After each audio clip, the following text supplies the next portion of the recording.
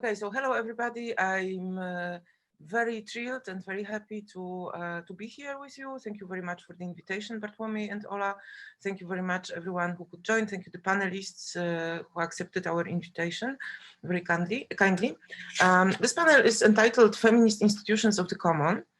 And it started, the initial idea was to present all kinds of artistic efforts to build institutions of the common, as there are people, at least in Poland and Czech Republic, probably also in other places in the world, but that's the ones I know best, which actually are trying to transform the existing institutions into something that would embrace the feminist and collaborative agenda of working as the institutions of the common. The very notion of the institution of the common has been coined in the last decades. One of the main theorists that I'm referring to usually is Professor Gerald Raunig, who is a professor in the Art Academy in Zurich in Switzerland, and who analyzed from a theoretical perspective the occupation of Teatro Valle, so the oldest theater in Rome, which was threatened with gentrification processes and has been occupied by its crew, its audience, and the other inhabitants of Rome. And the efforts went as far as to define the Teatro Valle, so the oldest theater in Rome, as a common good. So similarly to the water has this definition in Italy of the common, of a common. So Teatro Valle was defined like this. So this is one beautiful example of how on very different levels, on levels of organization, of actual occupation, of protest also against gentrifying processes within neoliberalism, but also on the legal level, an institution which used to be a public institution can be transformed into an institution of the common. Obviously, the idea of the common is an idea of ownership which surpasses the two more commonly known versions, so the private property and the public property. So somehow this notion of the common, as I think not only I understand it, but also maybe many of you will reference this, these distinctions as defining characteristics. So this notion of the common functions here as a third option, as a third version of ownership. And then so I believe that we should organize this panel in such a way that we will hear the presentations first, as we are many, which is beautiful.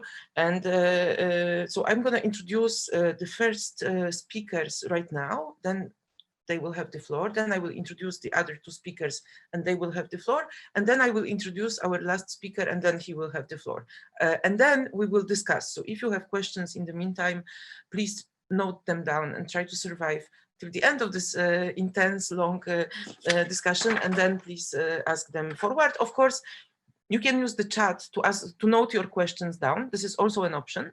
So if you put them down in the chat, then we will see them already in the meantime, and we will focus on the topics that you will bring in your questions. So I will begin the introductions now for our first panelists. It's going to be Dr. Zofia Łapniewska and Professor Monika Kostera, both from Jagiellonian University in Kraków. The presentation is entitled "The Visible Hand and Women's Involvement in Managing the Common Good." And they are both, Zofia Łapniewska is an economist and feminist, a very dear colleague of mine, also a lecturer at the Institute of Economics, Finance and Management of the Jagiellonian University in Kraków. She stayed for several years abroad at the Humboldt University, at the London School of Economics, and in other academic institutions, conducting researches on the commons and energy cooperatives. Her articles have been published in journals such as Feminist Economics, Review of Radical Political Economics, and Journal of Cooperative Organization and Management. So welcome, Zofia. And then Professor Monika Kostera, I think I should give the other name as well, or not, is Professor Ordinaria and Chair in Management at the Institute of Culture as well at the Jagiellonian University in Kraków, and Professor at Södertörn University in Stockholm. She is the author, co-author, and editor of over 40 books in Polish and in English. One just appeared, I think, about the apocalypse. So I cordially recommend it. I already heard it was good. And numerous scientific articles. Her current research interests include organizational imagination, disalienated work, and organizational ethnography. She's a member of Erbaraka Poets Cooperative. So please, the floor is yours. You can begin your talk. Hi, I'm very happy to be here and thank you all for being here. 27 participants, quite a lot, a lot of responsibility on us.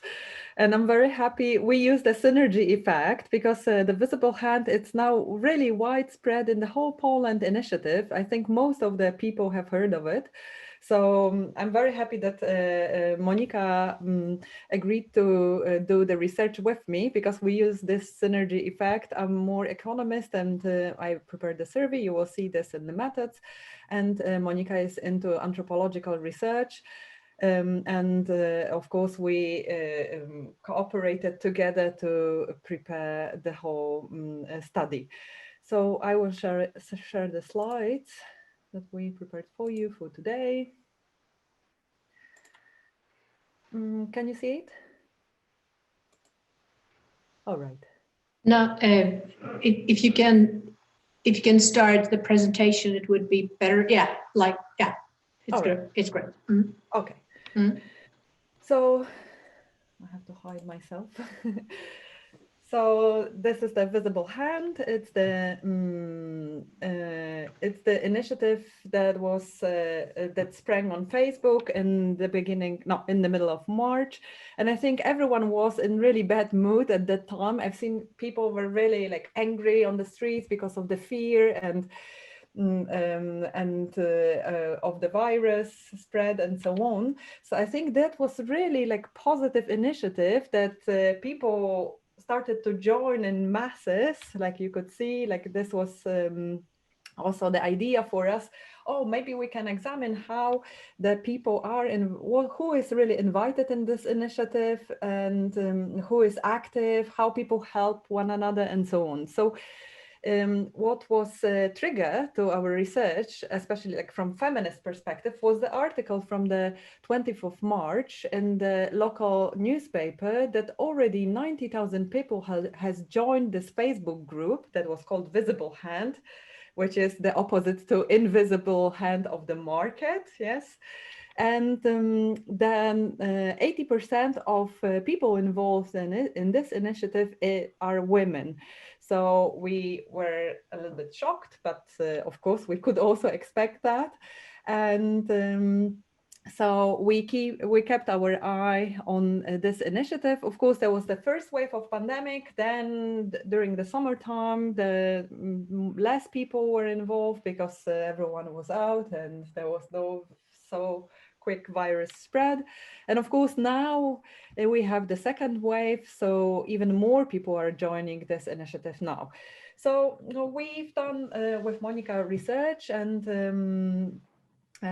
so like this was the uplifting action. So many people were really happy and enthusiastic to join the group because they said, okay, with this pandemic, when we're closed in our homes, we see really no hope for us to do some good for anyone else.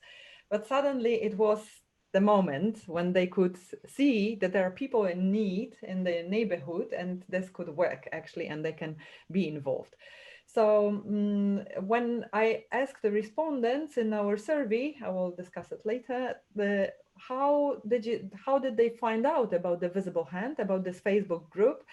So most of the people, of course, knew it from Facebook. So it means some other people joined, the friends, relatives, and so on. So that's why they decided also to join.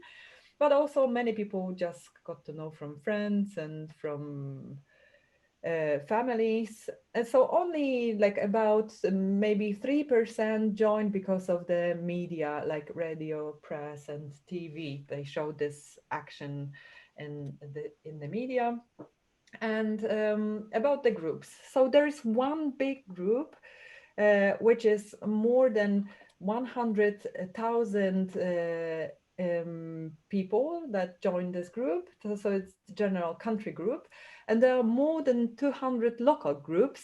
Sometimes they only have like 5 people and sometimes 35,000 people. So it depends on the city or sometimes even in the smallest regions, in the towns, more people are involved than in the big cities. And big cities often also divide to districts. So we I was following the initiator's advice. So I tried to subscribe myself to all the groups in Poland, which is 192 groups. And I was successful only to place a question on my questionnaire survey on 129. So I was not accepted by some of the groups, and by some my post was not accepted. So yes, still it's a big, I think, scope of respondents. So I didn't know that there's also some limits if you want to do such a study in the future. So you can only subscribe to 50 groups in the same time in a row, and then you have to take a break because Facebook does not accept you joining more groups than 50 in the same time. So then I had to wait till the evening, and then I started again. And to some groups that was so easy to join. It just click, oh, I want to join. And some there were questions, why you want to join? Can you tell the others to join?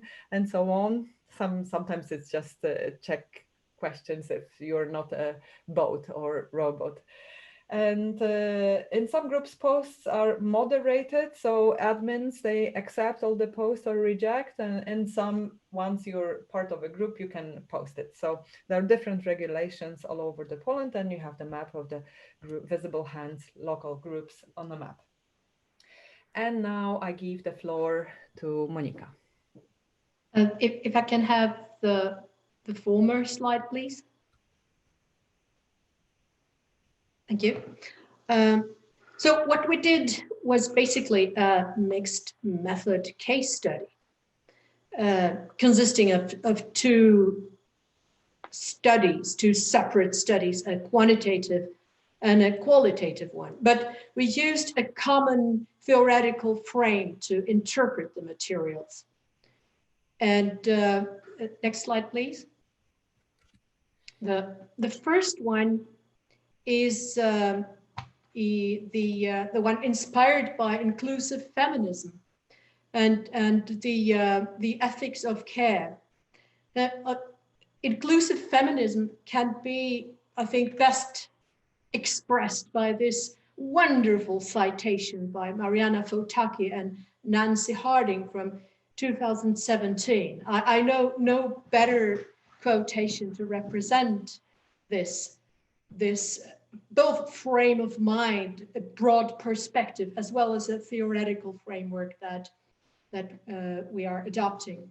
Feminism for us is concerned with equality for all women and all human beings, not about individual women reproducing male patterns of privilege and exercising power over everybody else. So the idea that we all are collaboratively seeking emancipation for the oppressed human beings, and especially for the female side of humanity present in all of us, women and men, was a guiding light throughout the reading of our findings. One important aspect of inclusive feminism is the interest for the ethics of care, which is also quite recent. I mean, it's not nothing new, but the interest for the ethics of care is quite recent in organization studies, at least. It means that we treat the person under our care as special, and making special provisions and allowances for that human being, instead of the more typical, the dominant ethic of justice, where you have meritocracy and you have to compete for scarce resources. Here, it's something entirely different, a different frame of mind, a different approach to organizing, to leadership, to organizational ethics. So the ethics of care does not speak to discover any universal principles of ethical behavior, but rather to sustain fragile networks of relations. And this is according of an organization theorist, Professor Yanis Gabriel. Can I have the next slide, please? Our second interpretive frame is that of the common good, and especially the management for the common good. And of course, our common root here to say, are the writings of Elinor Ostrom. We are both very much inspired by her writings. And according to her, communities establish their own rules for managing common resources, including traditions, structures, and cultural norms. But there are many interesting writings in recent times referring to the management of and for the common good, such as, for example, a very recent book by Guy Standing, where he describes the special conditions that you need to have for developing the commons and for respecting, for reclaiming the commons. The rhizomatic dynamics is a necessary condition, as well as a democratic way of management. And also, it is important to consider the self-management aspect in order to understand what is going on in these organizations, a very extensive communication as well as mutual understanding. Can I have the next slide, please?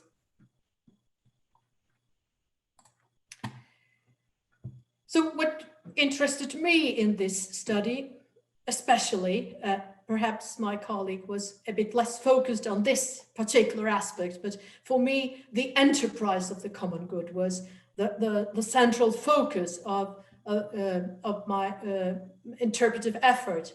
And here, the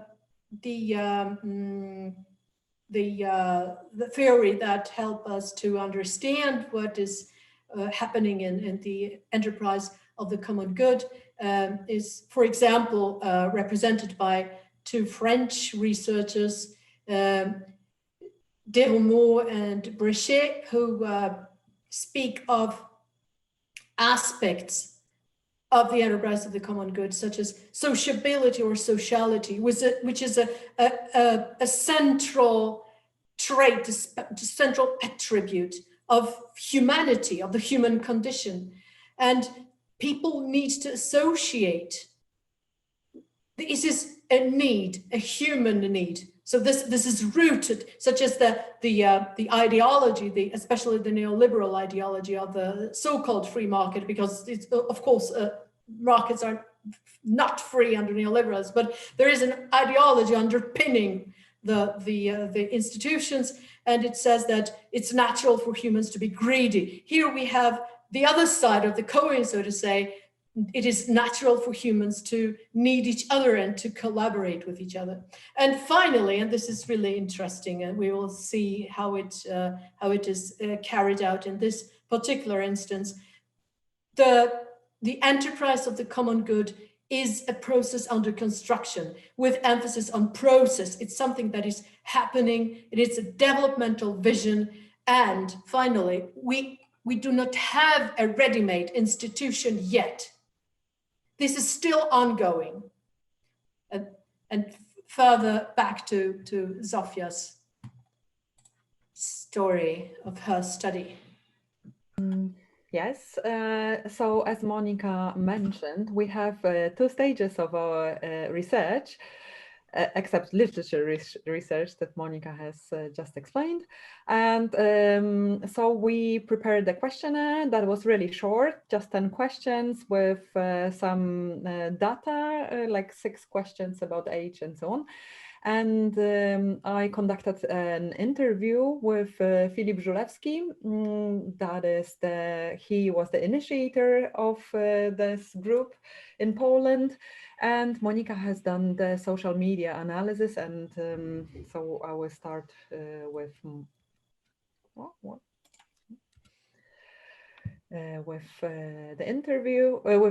the survey. And so the survey was in Google Docs prepared, and it was shared in all this 129 lists, groups, including the main group. And it was conducted for 2 weeks just recently, between the 2nd and 15th of November. And we received 241 responses. So they were 5 open questions and 5 multiple choice questions. So mostly the respondents were women, a really massive majority. And there was also non-binary persons, just 2 people, but it was also used, this response, concerning the times we have in Poland. So everyone is better educated in this case now. And the age was in between 31 and 50. And this also was the observation of Filip, that in the majority of women in this age, they have kids and they're at home very often. So that's why they're very much involved in the internet, much more than men in this age. 64% had children, 70% were in a relationship. So not all of that was optional question. Only 16% belonged to any minority. All the minorities were gathered together, to make it short. And the place of residence, I was very happy to see that we got like 11% of questioners from rural areas, also some responses from small towns, average cities. So not only big cities, however, big cities of 500,000 were almost half of the responses we received still. And what were the motivations of our respondents to join Visible Hand group? So as I said in the beginning, 83% said that, okay, we just want to help the others. Yes, and 45%, that was multiple choice. 45% said that it's positive initiative, and only 17 expected help. But also the meaning of life that was giving this visible hand a help to the others, and they wanted an access to information and build a community, getting to know other people, some other responses as well. And when I ask if they have helped someone, 80% confirmed. So it's quite high number, but only 17% received help during the time since March. And what is why women are involved in this initiative? So this question was also asked to our respondents, and most of them, they responded, 66%, that more women than men is involved because the women are building a community and they are responsible for community management.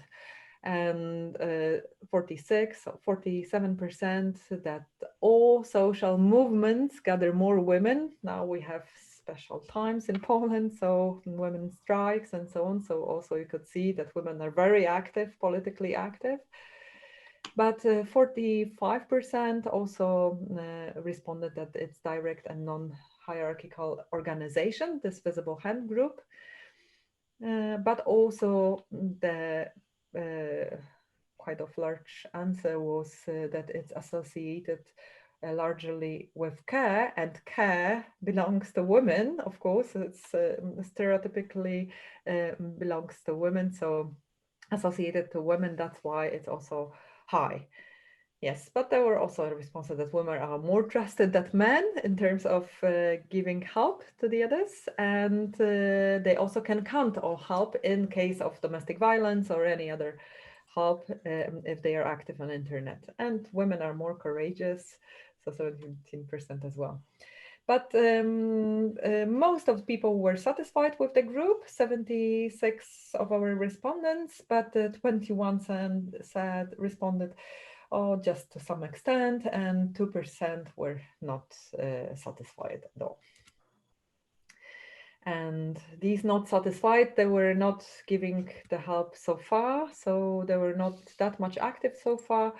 Some were afraid of fraud and so on. So when I analyze this much more carefully, but these are just preliminary analysis. This is just preliminary analysis of the responses that we got.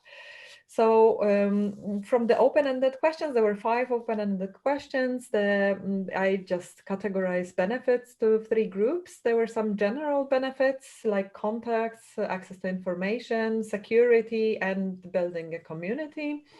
There were some benefits towards others, that it's uplifting to read that some other people are involved in this group and they help the others. There is also a lot of gratitude, faith in people, faith in solidarity, hope, and admiration towards others.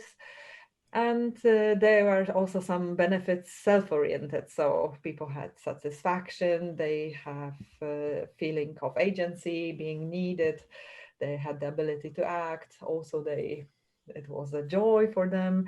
They have higher self-esteem, sense of purpose, motivation, and help and care. And 70 people said that they had no benefits from the group. And in the case of dangers, so I also categorized them in 3 groups. So there were some outside dangers, like that it's the role of state actually, and not of the group to help the others. And some authorities do not support the group, the visible hand. And inside, there are also some divisions between the people, especially pro-choice and pro-life, as nowadays the protest about abortion on the streets. There is also, they're afraid of hated judging of other people's, the defamation of members, and that the group will transform into the discussion group. Some said, okay, the people's stupidity, we can't really stand it anymore. There are also fake news, advertising, but the role of admins are appreciated. People who are giving help, they said, oh, it's just flash in the pan. So, you know, they burn out very quickly. They give empty promises. They could be tired. They cannot help all the people that need help, especially now when the COVID-19 is such a spread. It's so much spread, and there is a risk of infection, and the risk would be the checking the credibility of people in need. So it means that that people are not trusted. So they said it's like a witch hunt. So the people who say that we need something are checked. So that will be problematic. And people who receive help, they could exploit the others. There's a risk of fraud, loss of trust, and of course, lack of access to Facebook for the elderly and those really need, because it's actually Facebook and internet, it's not accessible to senior citizens, for example. It is, but not to that much extent. And 75%, 75 people responded that there are no dangers. And one more open question about the dynamic over time. So from March till now, there is a increase. I'm sorry to interrupt you. You both have more or less 5 minutes to end your presentation. I don't know how to make it in a nicer way, so I'll just jump in like this. I'm very sorry for it. Okay, go on.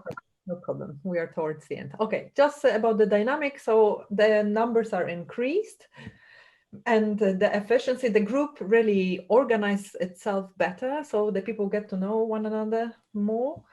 But of course, over the holidays, there was this decline because people were on holidays, and there was not such a threat to be, such a danger to be in, and risk to be sick. And on the downside, there are some confidence tricksters.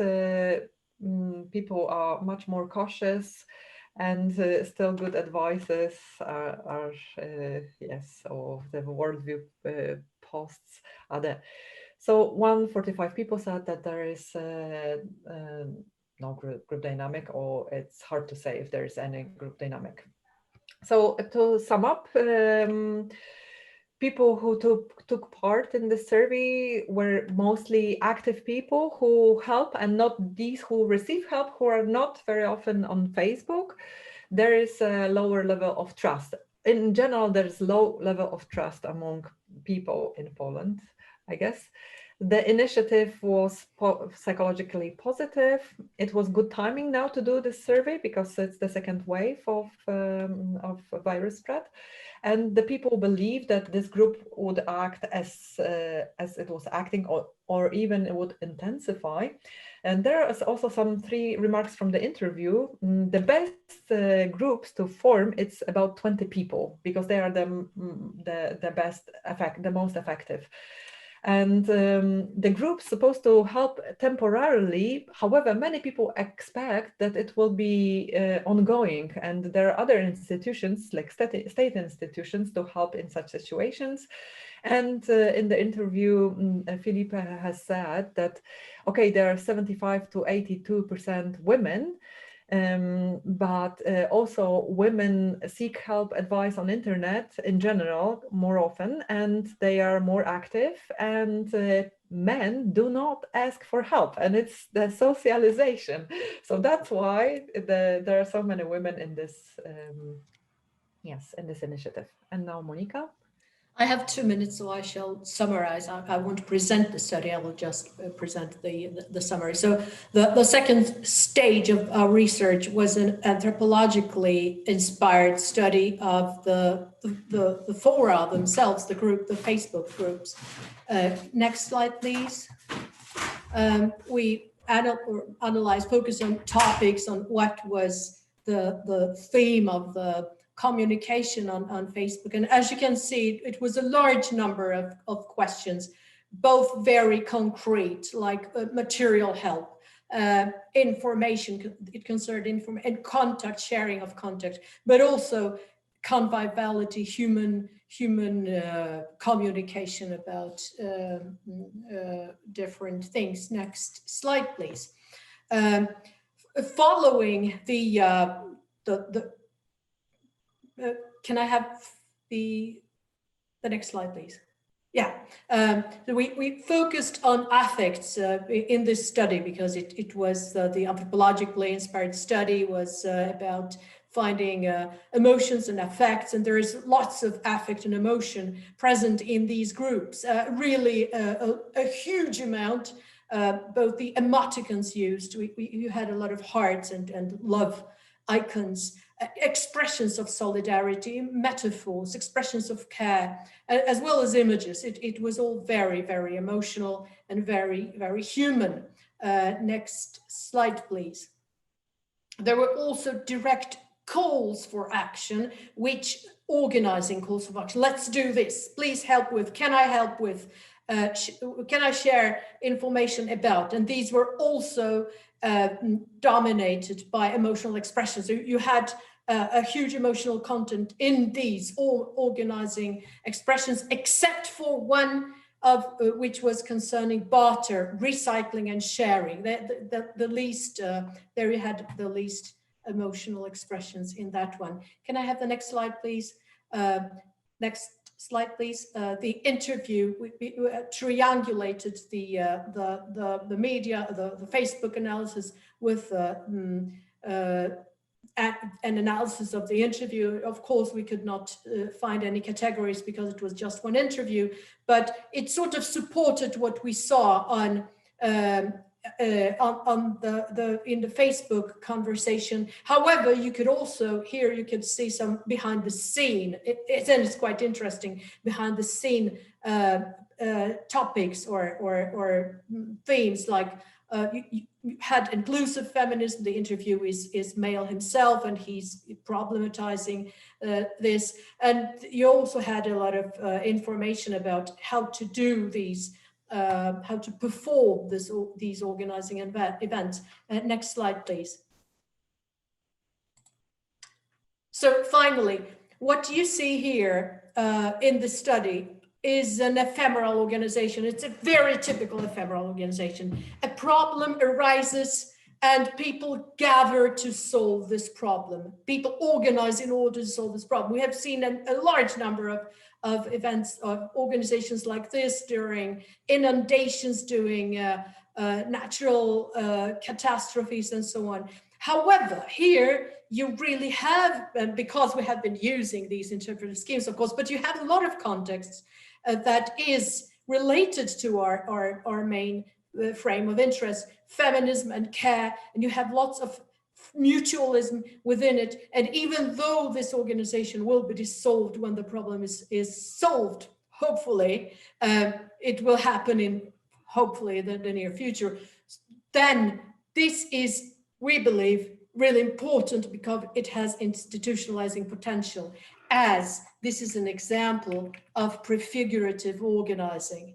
The anarchist prefigurative organizing, which focuses on doing things, on organizing around values and practices and structures, and learning, developing these relations and decision-making structures with the ultimate goal of institutionalizing them in the end, which is also in accordance with managing for the common good. So thank you very much for your attention.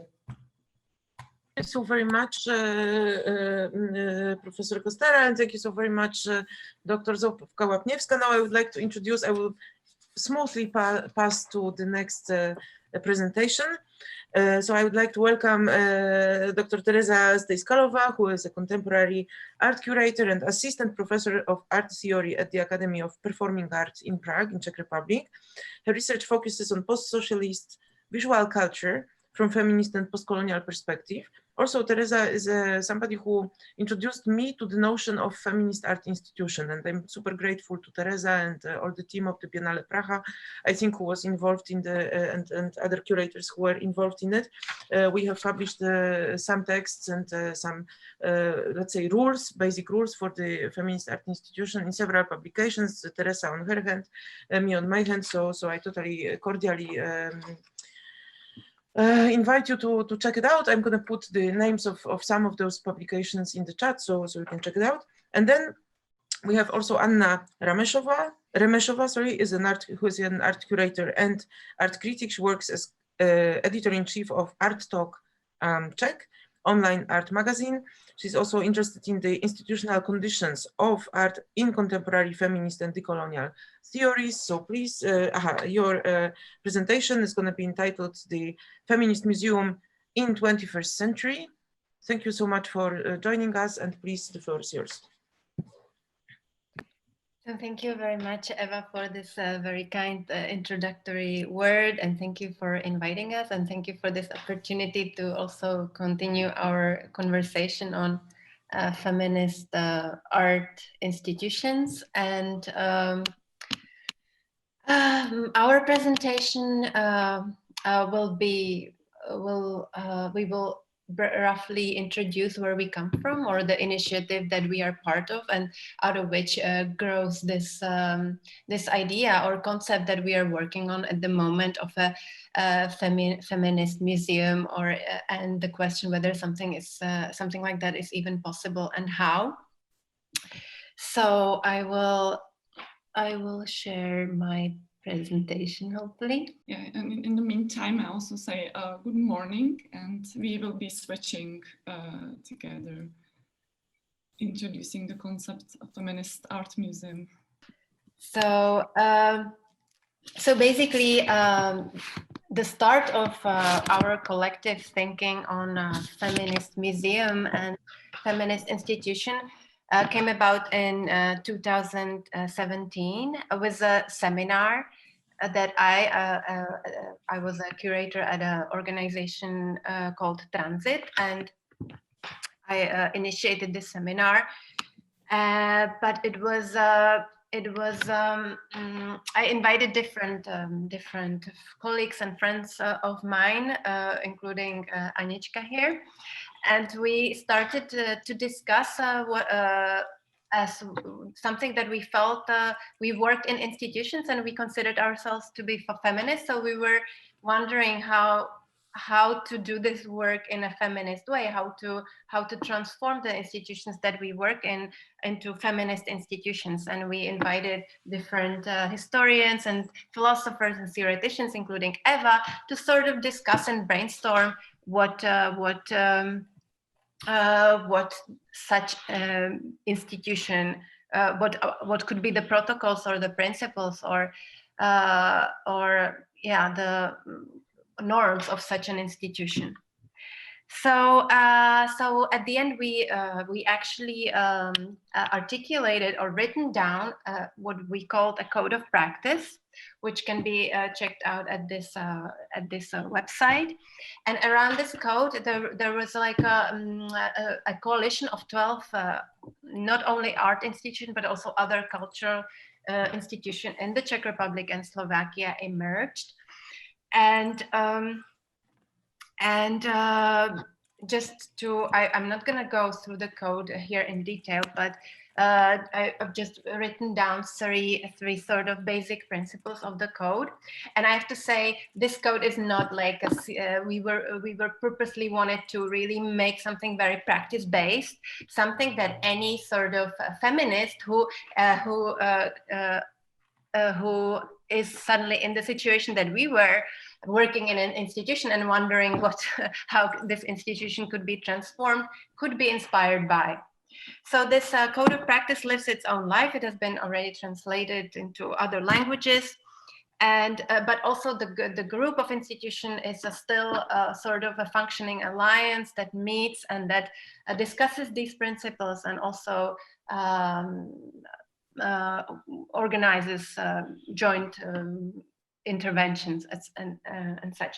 So the three sort of basic principles is that the institution is critical but also self-critical, and very important for the art field, especially because the art field is a interesting field where very radical, sometimes artists or the institutions, they present to its audience a very radical programs or very radical projects.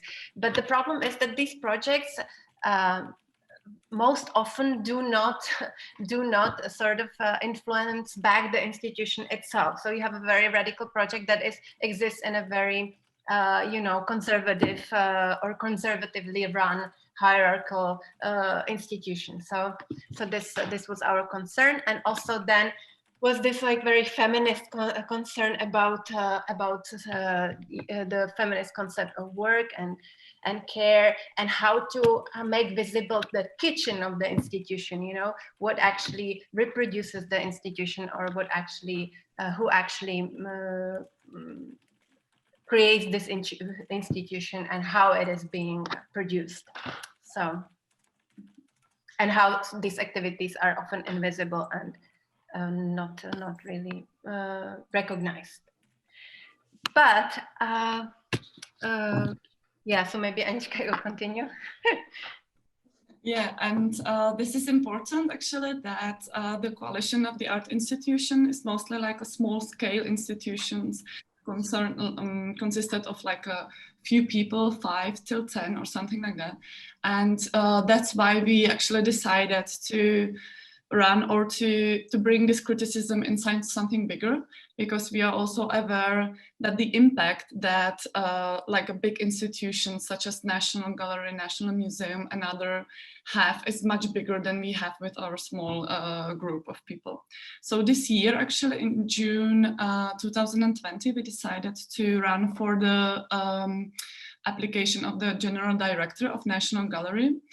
The interest was both like this, bring this feminist critique and practice inside this big institution, and at the same time it was very much influenced by our criticism that we have been formulating and writing in media previously for many years, because it's a very complicated institution.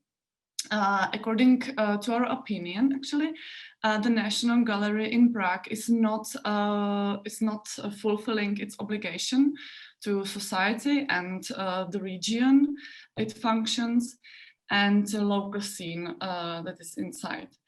And it does not actually represent the society and its cultural minorities, as you would expect, for example, like from National Gallery. Mostly you can see that there are exhibitions of like solo exhibitions of white middle-aged men. Also, it's important to say that the National Gallery does not build a sustainable institution, and it doesn't have employees that could identify with. That's a huge problem, actually. On the other hand, it is an institution with like a really large PR and audience. People are used to go there, and it is building some kind of like a representative of this region or nation or community that is building around it. So, and at the same time, National Gallery doesn't have any systematic program of accessibility and inclusion, which is a very important part of the feminist critique of art institutions, and or the program for sustainability. So that's why we offered in our concept like a so-called like ecological advisor or guard or ombudsperson who would create a program or strategy for sustainability, and in the future like to create an institution that is ecologically neutral. We were, in our concept, we were also proposing the concept of missing narratives, as you can see in the presentation, which was a program that is like bringing inside the program and also in the attention of the institution people that are that have been for a long time invisible for the institution or neglected. In our concept, we proposed the different structure of the institution itself. We are aware that such a large institution as National Gallery couldn't work as a like some kind of like non-hierarchical group as we try to function in our initiative, but it can have some. In some extent, it can have a decentralized structure where as much as information as possible is distributed among as many as people as possible. So that was also part of our concept. This we proposed a model of temporary working groups, which would gather people from different departments inside the institutions who would meet and share share the knowledge, information, and practice inside it. It was for us. There was a question if the state museum, such as National Gallery in Prague, can be an institution of commons. And why we ask this, of course, is because we consider culture as a commons. But as you could see from the very short sum up that I did, is that National Gallery is not really here, it's not really fulfilling this idea of commons because it's not representing in its program all of the minorities, culture, attitudes that are inside the society itself, even if it does have in its statutes, so it should do that. We know, or I put the quote from Pascal Gielen and Nicole Dock's introduction to their book, Communism and New Aesthetics of the Real, which is actually like explaining our attitudes towards the culture as a commons. And we know that answering or like making it more complicated, the question if museum as a national gallery can be institution of commons, is that we are aware that museum is based on a very hierarchical structure. There are curators, productions, assistants, custodians, people working in PR, etc. And it is a workplace of people who did not choose each other. So yeah, it is an institution bound by laws and rules which can be changed only to a certain extent. And as well as there are very limited financial resources which can be decided only to a certain extent, because National Gallery is institution run and financed by the Ministry of Culture and very much bound to this to the ministry. It is good to say as well that today museums are under enormous financial pressure. We will see this more in the future, definitely, in future years. And institutions do have to look for private donors. They do have a high number of visitors, get on with politicians, and it's embedded in the state produced ideology, which is also important. And what is the another like important fact about art gallery and institution that kind of like limits the transformation of such a museum into institution of commons is the situation of art world and its values. The feminist appeal to relations within the institution, which is like a slowing down to the sustainability of human and natural resources, is necessarily. And the art world, actually, how it works is that it requires very quick reactions, ever new and original concepts, theories, and aesthetics. That is why it is important in connection with feminist work to talk about the change of values, for example, not only to emphasize theoretical and intellectual imagination, but also the social imagination, which arises from the experiences with otherness or with people with that are different from us. And we will probably, and this is happening in very specific space or concrete space. So I expect that we will probably get back to it, to the space itself. So the question was actually, when I said this context of art board and art museum, the question is if there is any alternative to it.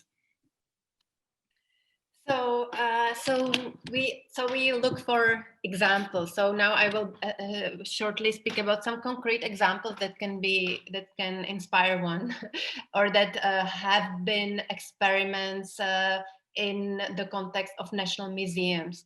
So of course, in our context, it's interesting to look at this state socialist history.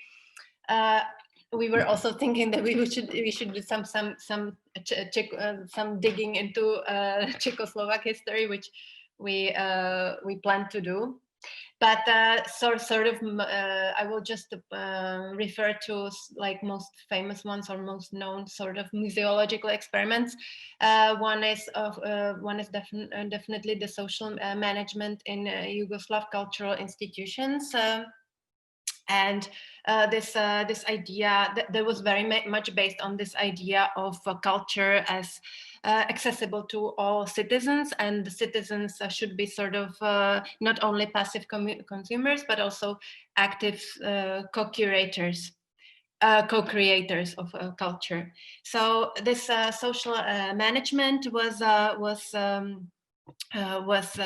they call it social management, that was introduced in cultural institutions where there was a delegate system, a collective body with a third of its members who were representatives of the employees, and then another part of this body represented so-called social interest. So these were different experts or people professionally involved in culture, and these bodies actually decided the matters of importance for the institutions, like financial plan. I here rely on the analysis or on the historical research of Bojana Piškur.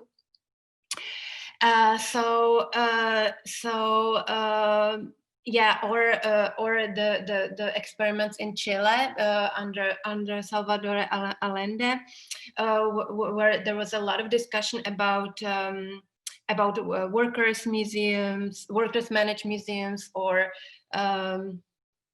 the so-called living museum or integral museum, a museum that should have ties to communities, where communities should play an active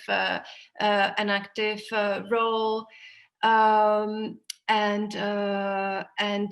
this idea that museums are not some neutral spaces, but they need to assume their social purpose and social responsibility, and should be integrated in the society and the environment. So there was also a lot of ecological thinking. This was a discussion that was present at the International Council of Museums, UNESCO, in 1972, that was organized or initiated by the Chilean government. And so these old or these historical examples are asking actually the questions that we are asking. So it's based on an assumption that museum is also a political and social space. And it's asking the question, does the museum also contain class antagonism? To whom does the museum belong? To the intellectual elite or to everybody? And how does this everybody enter museum and participate? And how, on what terms?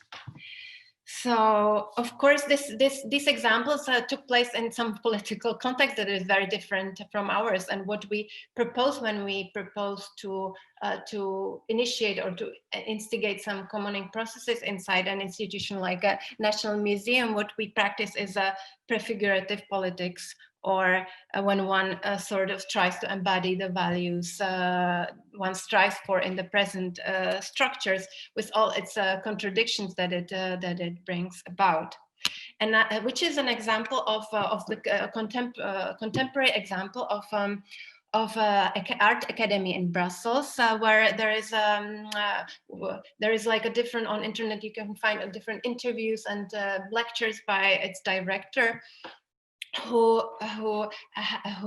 talks about how she initiated a certain commoning processes in her institutions, and she speaks about the dual sort of nature of the word institution. There is, on the one hand, it's becoming an institution, so there is it's an open-ended process, or that it's happening, but it's also this like already a result. So there is something conservative about an institution, but also something processual, let's say. And she was in her work or in her concepts or in her ideas of how it's possible for big institution or national institution be institutions of commons. She speaks about, she's quite inspirational that she takes different tools out of different theoretical boxes to sort of, her approach is very pragmatic. She's inspired by institutional therapy, the Laborde Clinic that was kind of a very experimental mental institution in France, that was based on the belief that institution cannot heal if it is sick in itself. So a museum cannot, this is something that I very much like, the institution cannot preach visions and ideas if it itself is sick. So and also this, she also talks about open source software, that these big institutions or something like an art academy can become a structure which gives access to how it works. So this is something that we are inspired by. How do you open up the structure like a museum so it's accessible, so whoever is interested can access the structure itself. Yeah. So yeah, maybe I will move on because of time. Yes. So basically, what these people share, the different ideas of the common. We are inspired by Pascal Guillen or Bonnie Honig or this Lawrence Russell. She speaks about this art academy. For her, it seems the most important thing that it's a that it's a site, this academy is a site where everyone is involved in the question, like, why are we doing what are we doing? What is the, how are we doing what we are doing? So it's a place of social relations, of a some social activity, some social encounter. And this is what Pascal Gillen in one text he writes, that it's this he calls this commoning is like it's a site of very intense agonistic social relations. And also Bonnie Honig, she speaks about, she doesn't speak about institutions of common, but she speaks about public things, institutions as public things, as like a shared object around which citizens constellate, about which they fight, and whose importance they contest. So this is a site of intensive emotional and involvement, political involvement. So yeah. So how can we activate this? How can we activate this social practice? Or of course, so it's quite paradoxical, even for the director of the Art Academy, we as a collective, it's like it's a sort of a top-down process, you kind of go there, you run for the post, maybe you get picked. We didn't get picked at the end, but you are as an agent opening up certain processes. So how do you what kind of conditions can you put in place for such processes to instigate or to invite? For me as a curator, I've been curating exhibitions for already more than 10 years, or been involved in this institutional context.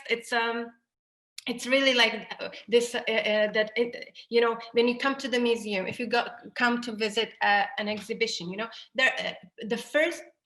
before you see any program, there are some people that you meet. There is this man or lady over the counter. There are guards, they're sitting there. There a person in the bookstore. These people actually predetermine, maybe unconsciously, they kind of tune you into or create some sort of disharmony or create some feelings in you before you even enter or encounter this program. So for me, this is very, they sort of predetermine the atmosphere, the mood that is inside the institution. It's very, very, very, I think it should be, they give some acts of care that should be considered or should be focused on, or I don't know. So what do we think of the conditions that are, we think, basic for any processes of commoning to take place in any kind of institution like that? Is the working conditions. So how do we call it like a worker-centered institution? It should be a worker-centered institution because, for example, the National Gallery in the 90s, it had 700 employees, and 10 years later, it had a half of the number of the employees, or even less. So it outsourced all that working force. So if you have a different values, a different system of values, if you have a worker-centered institution, this cannot even take place. So the focus should be on the working conditions, on the possibilities for engagement, and very important, equality of the production and conceptual work. What we experience in the art field is like a fetishization of ideas and concepts that are, exciting, new. People fall for it, and people like to discuss it. When you organize an exhibition, you are the curator, the conceptual author of the exhibition. You are invited to all the press conferences and all the media and what have you. So there is this like a hunger for ideas, but there is a very important productive work, or like the realization work that is behind any exhibition, that is often invisible, badly paid, exploited, feminized. So how to sort of reflect on that? Yeah. So Anička, you want to add something? Yeah, I think this is a really good sum up of the principles and strategies of commoning that we already like raised. So maybe I will just like end it or close the presentation. Okay, so maybe before you close the presentation, I have just a remark on the competition itself that we didn't get. I just wanted to say that we played a sort of, I guess the director, the newly appointed director is Alicja, which is, and I think we played like a Bernie Sanders element in the competition, meaning we opened up we were very much, we were in the media, we were really, I don't think any candidate had so much media attention. So we were able to sort of bring some topics into the public debate, and I guess we just pushed some limits of possibility, let's say. And so I think we had a role in her victory in a way, like that. Then everything that she was proposing seemed like okay and not so crazy. So yeah. So yeah, and actually why we talk about the material like conditions and the working conditions and the space itself, which I already like put in the beginning, is that we consider, or when we look in the future, and you were talking about like what does it mean when we talk about commoning of the institution within like a very current situation of pandemia. We talked about that the space itself is like the crucial or like the key for talking about the institution, because as we experienced, even through all the processes of digitization and virtualization of the communication and presentation of art, it shows that the visual art doesn't work on the internet. Like not generally, but mostly when I talked with curators, even with the galleries and people who are selling art, mostly like contemporary art, it doesn't work or it doesn't function in online space. So it's important to say that the pandemic showed us the extent to which the world of art is dependent on the physical space, and how the experience of an artwork cannot be transferred completely to the virtual world. The situation, even if the situation accelerates the process of digitization, which can bring greater accessibility to art and events that take place, such as discussions, lectures, and exhibitions, and also it can help to have lesser impact on environment as well, because you don't have to fly over the ocean, but you just like give the lecture online, which was very important actually experience that now we can say it is possible. We don't have to bring all the people from the other part of the world. On the other hand, it is clear that the experience of an artwork and the discussion about it requires social imagination, which arises from contact between people. And that is actually the like maybe the last sentence that I will close with, and which we were talking about already previously, that for me it's important to raise the question of the imagination that is created within some space and within the relationship with people. So that's why we focused so much on the working condition in the institution, not because the commoning or the feminist institution is only about the workers. Of course, we have to talk about program, we have to talk about the national role of the institution, and the relationships inside the art team is also important. But we wanted to focus primarily on this one aspect of the institution, which was very much invisible for the discussions. For example, there was so-called like educational turn in art scene previously, when people talked about relationships to the audience. There was like a turn to attention to the object. there is like a huge attention to the conditions of the object when you do like when you are a curator inside the institutions. You have to really pay attention if this painting or sculpture is like in good light and temperature and all this stuff, but what about the people that are living there? So that was really like the question that we wanted to like really put in the front, or like the most important. Yeah. Okay, thank you so very much for the presentation. And on this note, I will pass on to introduce Dr. Paweł Sztarbowski. But just one sentence in between. I'm not sure if you are familiar with this discovery that the Amnesty International has made in 1990s, so some 50 years after the beginning of the existence of Amnesty International. They discovered something that they called the human factor in human rights. And it's basically about the embodied creatures that suffer from all kinds of violations of human rights. So they acted in defense of human rights for 50 years, only to discover after 50 years that, you know, that there is an embodied individual that sort of goes through it. So it's interesting that also institutions discover this human factor in their wars some hundreds of years before they started after they started to exist.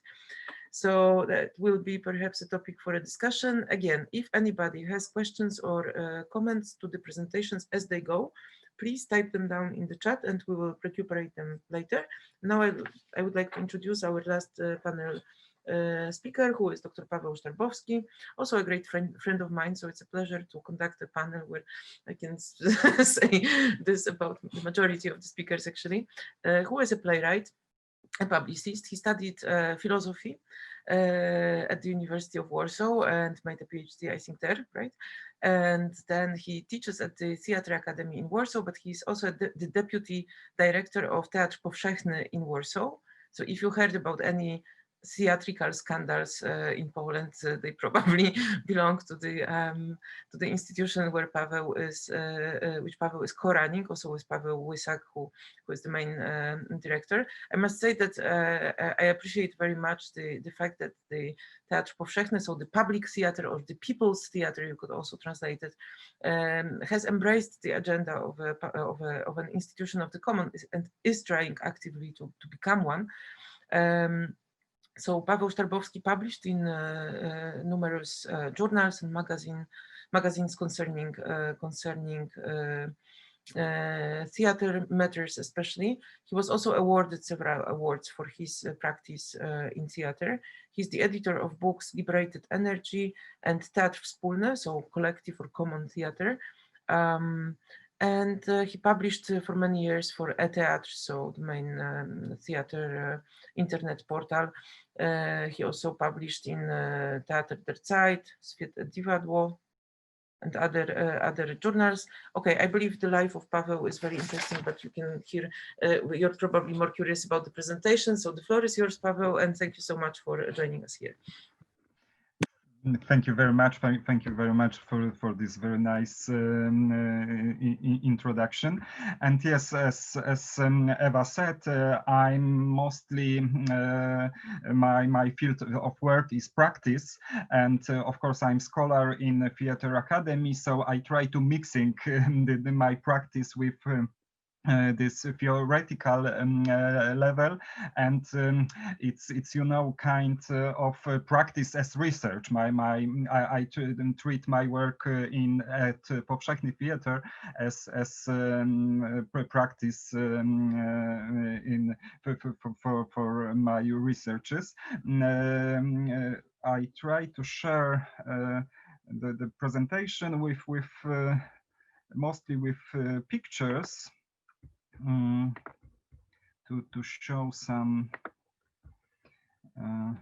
okay, because I would like to introduce, for example, for Czech speakers, it's probably not the new idea, but in some short words, what is the concept of a parallel polis, because it's a socio-political concept created by Czech dissident Václav Benda in the frame of Charter 77, informal civic activity in Czechoslovakia during the communist regime, and the concept based on the researches of Jan Patočka, famous Czech philosopher, phenomenologist, the researches about ancient Greek idea of polis. And Václav Benda, in his essay, used to think about parallel polis as the theoretical framework to developing alternative culture and new social structures against the totalitarian regime. So it was the vision of alternative culture and alternative society. Benda perceived the parallel and dynamic structures in culture as a field for creating the new political structures and developing new ways of social activities and civic engagement. And the important point for me, the main aim of the parallel polis should be the subject of independent society based on its own values, which are not forced by the central authorities. Hence, the idea of changing the social values is pivotal for understanding this Benda's concept. I'm going to use the concept of parallel polis to speak about the theater as a space for changing the values, developing the social and political consciousness and civic engagement. And for me, the theater understood as parallel polis becomes the laboratory of change. So this notion, laboratory of change, institute of change, it's important for my understanding this concept, and I will repeat it sometimes in my speech. And I would like to quote Kai Sara, Brazilian activist and performer born in 1996, struggling for the laws of the indigenous people and the environment destruction in Amazon, in Amazon forests. Just before the pandemic, she prepared the main character in Milo Rao's performance, Antigone from Amazon, and she played. She's supposed to play the character of Amazon, but also her experience as activist was the main topic of this performance. So it was some approval to mixing ancient Greek tragedy with contemporary struggle in Amazon forest. And in her speech for the opening of Wiener Festwochen Festival, she spoke that the world today is on the edge of the catastrophe, and there is no time. We have to act now. We have to act now, yes. And the quotation from her speech is, when lawlessness becomes law, resistance becomes our duty. It was her call to resistance. And it's a strong attitude to reclaiming our sense of being artists, activists, and citizens. especially at the time called by Chantal Mouffe as a populist moment. The next very inspiring and important artist for me is Arpad Schilling, a Hungarian theater maker and activist. And he used to speak that theater can be the useful tool for creating the democratic models. And it's like a democratic machine. Theater, it's a democratic machine to examine political power structures. Hence, in this meaning, the stage becomes the open forum for solving social problems. But now we can return to this notion of parallel polis, and because association between this concept and theater is obvious when we understand theater as a social medium basing on creating the alternative parallel reality. And first of all, the theater is always an assembly. The group of some people sits or stands in some place during some period of time. The situation of real presence mixes with fictional imaginary. It's between acts and gestures.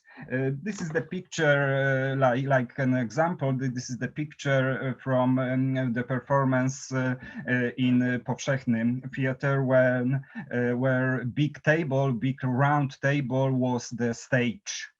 And as you can see, the audience sitting around was involved to the action.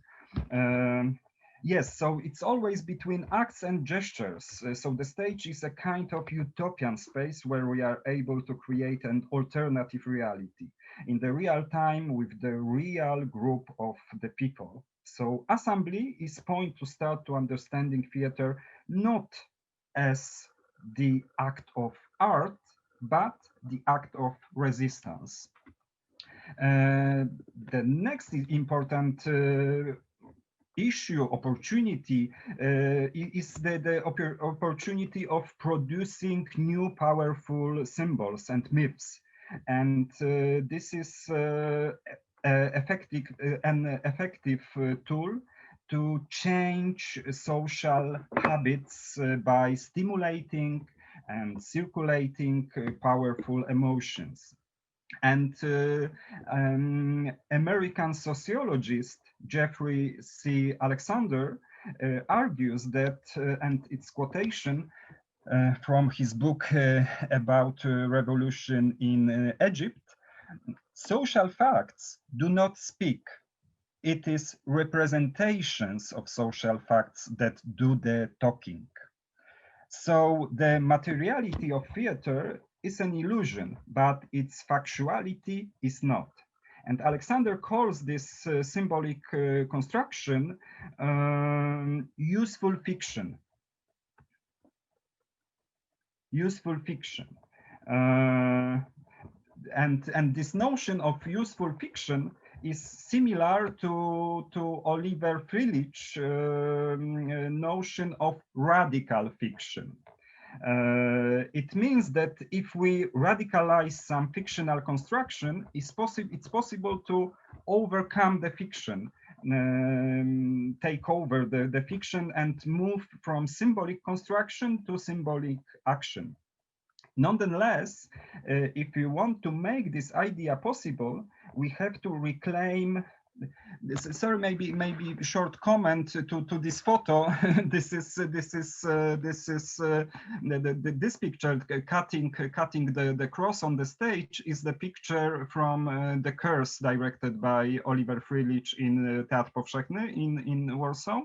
And after this premiere in 2017, Teatr Powszechny became a target of huge attacks from far right-wing extremists and conservative Catholic groups. For many months, employees of the theater, including mostly the actors, received threats and fall victims to hate speech. And during the performances, the building of the theater was often blocked by the prayer groups, aggressive members of nationalist organizations, etc. So it's one example for how this idea of radical fiction can work in reality. And the second example, maybe not so not so huge, but it shows some way. It's the scene from Bach, directed by Majewska, where one of the characters, let's say, it was abortion robot, and the talking with Rebecca Gompertz from Women on Waves. So it was also like, you know, that when the stage is some kind of frame for doing something what in normal political level is illegal in Poland. Yes, but nonetheless, if we want to make this idea possible, we have to reclaim our thinking about institution. We should use the city theater as the institute of change, of laboratory of change, because the institution is our framework, and it can be a kind of platform for a new symbolic order, for public reflections and practicing the multitude. For example, at Teatr Powszechny in Warsaw, some years ago, we decided to sharing our house and technical resources with Strefa Wolnosłowa Foundation, working with migrants and refugees in Warsaw. And it's, of course, one of the most thrilling political topics in Poland. For example, now actors from our ensemble have been working with non-professional actors from Strefa Wolnosłowa on our new premiere. We expect it in the middle of December, but of course we will see, because now everything is uncertain. And for example, one of the members of Strefa Wolnosłowa Foundation, Senegalese performer Mamadou Goba, became the member of the ensemble in the theater. So it's some kind of very strict collaboration between us, but we also collaborated and collaborate with local organizations, with protest groups, with democratic activists, etc., etc. And these collaborations were changing our thinking about, for example, actors ensemble, for example, about our repertoire, but as well about the vision of new forms of communities and organization. Because if we want to change the whole system, we should start from our workplace. Yes, if we, I wrote in the comment in this discussion, if we would like to develop the idea of democracy in our repertoire, we we must be democratic institution with democratic structures, with democratic the democratic levels of labor, etc., etc. So labor is bound up with democracy. Workplace is the primary social environment where we experience power, hierarchy, and alienation. Giving more value to the worker's perspective would constitute the first step in the democratization of cultural institutions, culture and society in general. At Teatr Powszechny, we worked on the research project called Agreement, curated by Agata Adamiecka, Marta Kajl, and Igor Stokwiszewski. And it was a long process. It still has been a long process project based on the individual encounters with employees from different departments. And the result is the document entitled Feminization, Democracy, Labor Towards a Socialized Cultural Institution. And the aim maybe I can share the text in English to description of this document. It's on the website of the Theatre Times. And the aim was to build more egalitarian structures of work, more participatory access of all the employees to the theater projects. It was important, especially after these scandals, these battles in front of the theater, that because we realized that some employees don't understand why we should do the so provocative plays, for example, and so political engaged activities in our theater. Why we are not normal theater, normal repertory theater. So we felt the need of kind of deep talkings, deep dialogues with our employees, and also some kind of mutual respect and protecting the working conditions based on the ethics of care. We called it Feminist institution, developing the ideas of independence, care, dialogue, community, diversity, and solidarity. Hence, feminist institution is the real democratic institution, open for collaboration and ready to share its resources based on empathy, justice, and equality. But as Tereza and Anna said, and maybe some point for discussion, and I should close my speech with this, that of course in public institution there is a lot of problems with this idea of feminization of the institution, and from my perspective, after more than 1 year of this project, the most important thing and most challenging in the perspective of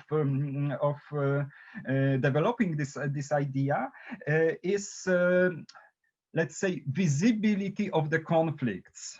So after this series of encounters with employees, we realized we have the material and realize a lot of invisible conflicts in our institution. And of course, it's huge challenge now how we can deal with this knowledge and how we can develop it.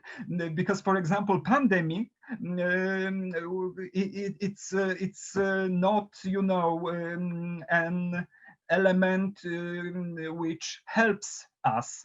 Yes, it's some new difficulty in this. So for me, the main question is, you know, how we can sustain the subversive potential of feminist institution, of this idea of radical fiction.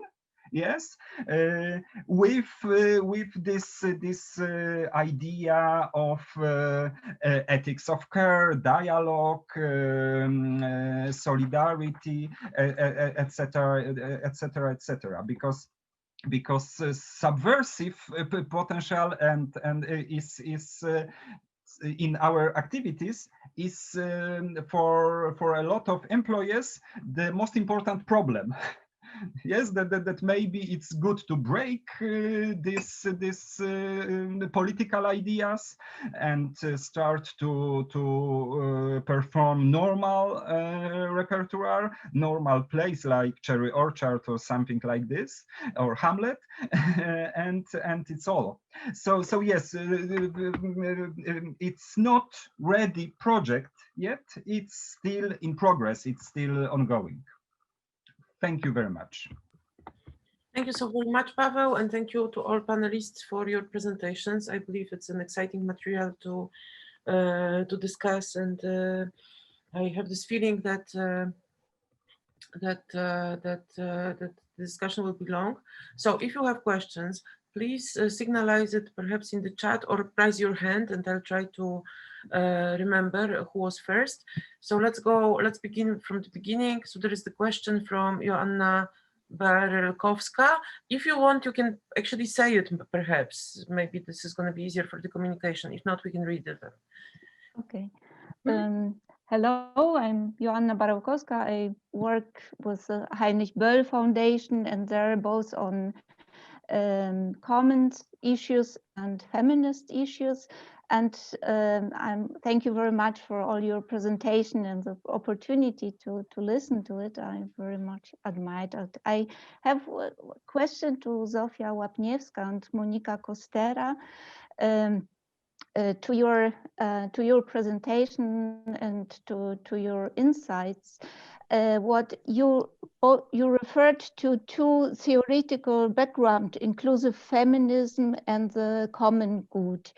And I want, maybe because of lack of the time, I was a bit missing the linkages between the both theories. And I wanted to ask you, do you agree with that this, what is the link between us, is the care, and the idea that the care is in the middle, not an add-on, but in the middle, or especially of the economy, or the ground of the economy. And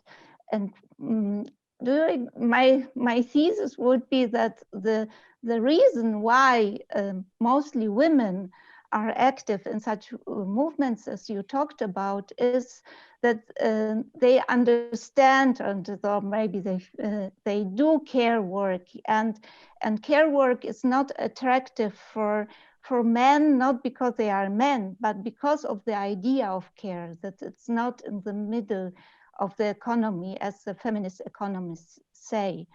And so I wanted to ask you, what do you think about it? Thank you for this very interesting comment.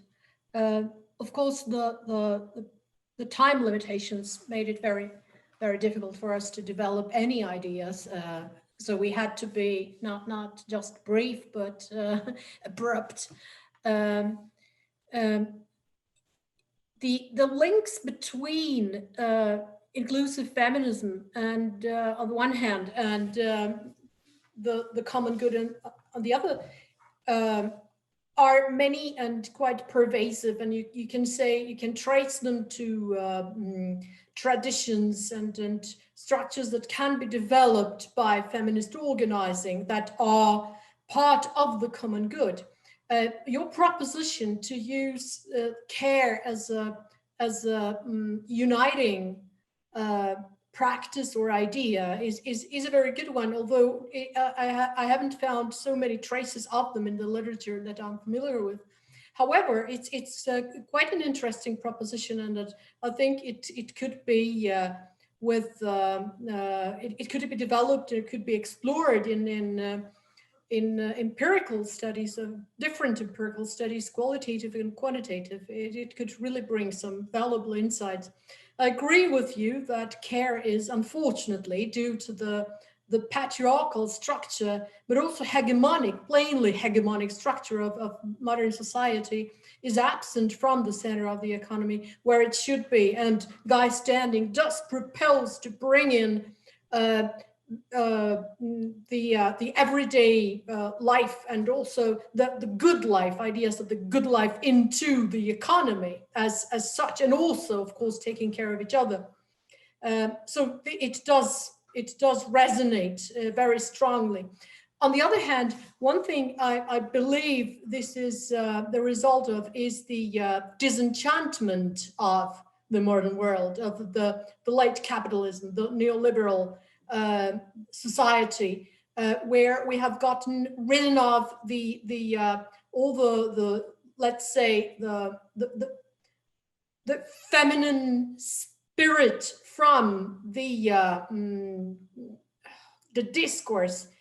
We have made everything very rhetorical, very linear. We've gotten rid of the poetics, the dreaming, the spirit of even the economy, organizing everything. It's been eradicated from the mainstream, but also it's really difficult to find in the margins nowadays because we lack the metaphors, we lack the language to express all these things. And this is my final point.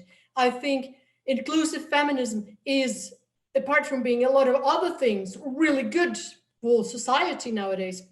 It is also the chance to bring back, reclaim this language, to re-enchant.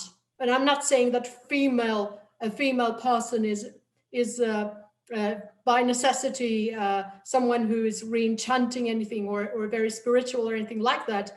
What I'm saying is that all human beings are that. We are both very material, embodied, and we are spiritual at the same time, and that should not be divided. It should be brought together. There should be a synthesis. Okay. Thank you so much. I'll cut into, Zofia, do you want to add something, or should we move to another question? If you want, please add something. Just shortly, of course, I agree, but I see that the main division is between the formal and informal. And of course, this informal care and work that we do every day in our everyday lives, of course, it's not in the center of any kind of economic calculation. So even, of course, we have like Silvia Federici, Julie Nelson, Sue Himmelwhite, a lot of feminist economists who really orient care in the bottom of all considerations and economy. But I think it's always difficult. And of course, women do most of this unpaid work. Until today, it's the most common picture everywhere in every economy in the world. So, of course, if they do this, they also care for the others. So this visible hand, it's, of course, it's the same. That was my question in this questionnaire. So do you think because women do this work because they, this is the prolongation of what is their role in the society? And also almost half of the respondents, they agreed. So I think, of course, it's very important for us, and it's a lot of feminist economists writing about care. But in case of this visible hand, it is reproduced to some extent, I would say. Yeah. But thank you for this remark. Okay, I would like to ask maybe Bartłomiej Bushnowski to formulate your question. we had a small discussion about it. So now, please, you know, yeah, I believe it's nicer if you actually pronounce it. Yeah. Okay. This is a question to Tereza and Anna. I will be, it's very short. How do you include other factors, or not only this feminist context, but also the feminism in general? And in your museum, the other factors like an ethnicity, race, or especially class context in the project of new national, or maybe better non-national museum of the 21st century, or transnational, or maybe transnational. Yeah, maybe it's a good word. Anička, you want to go ahead, or? Yeah, you can. I don't know if you. I can like talk about like the working groups. We were talking about the class question, or. Yeah, okay. Or the missing narratives, maybe, no? Yeah. I think there were like 2 points where we were trying to point out or to raise these questions. One I will maybe talk about the question of class. Because we think that more than in the institution that we work now, in National Gallery, it's really important aspect that there are many like very different group of people working there, but these group of people are not like really meeting together. There is a very separated decision-making process. There is some like director that is having like responsibility, and there is like team of curators, directors of the collections, and then there is very strict hierarchy. Then you have like lecturers, people in educational program, and then you have like people doing the production work, and that's why it was really important for us to create some kind of like an environment, or like a proposal of an environment where these groups are meeting, and also all these people from the institution that has almost 300 employees, and they are from different class environment. They meet and they discuss the topic together, or not, of course, not everything, you know, there are some responsibilities that has to be like clear, state that and stuff like that, but you can create place where all these like environments or people from different class can meet. Yeah. I would add, you know, it's for us, this like class, race, gender, age. That was the very beginning of our conversation. Of course, we are situated. We know, like the collective itself. We are like certain women. We are certain women of certain age, of certain background. So we are aware of that, and we sort of it is starting point for our discussion. So also something I didn't discuss, all the institutions, when they follow the code, most of them actually, this realization of the code takes form of a collaboration with different communities, and like creating alliances with various communities inside and outside of the art field, to actually think who has access to the art world.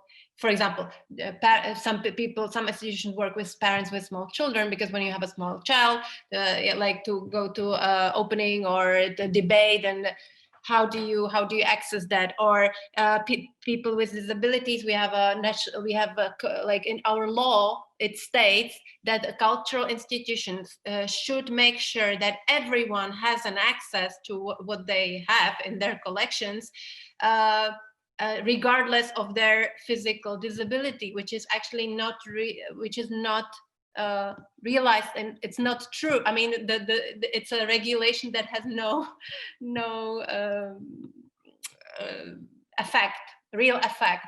And these are a conversation that we initiated like before our like group application, and then in our application we also, this was our sort of one of the main points, like who has access and who does not and why, and how to make the institution as inclusive as possible with very diverse, heterogeneous groups. And there was also the concept of missing narratives, I believe, that who is absent, whose story is not there, like not only in the program of the institution, but also I think in its structure somehow.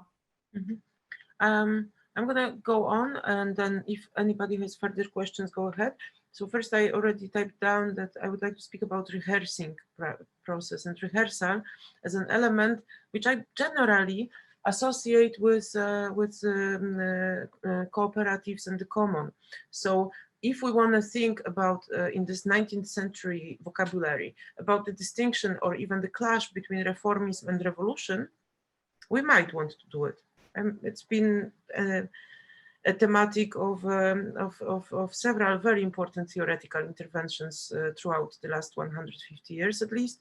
So we might want to embark on this old-fashioned traditional vocabulary, which, by the way, we might want to rethink according to what Michael Hart and Antonio Negri suggest in their book, The Assembly, where they take on this critical perspective on this very distinction.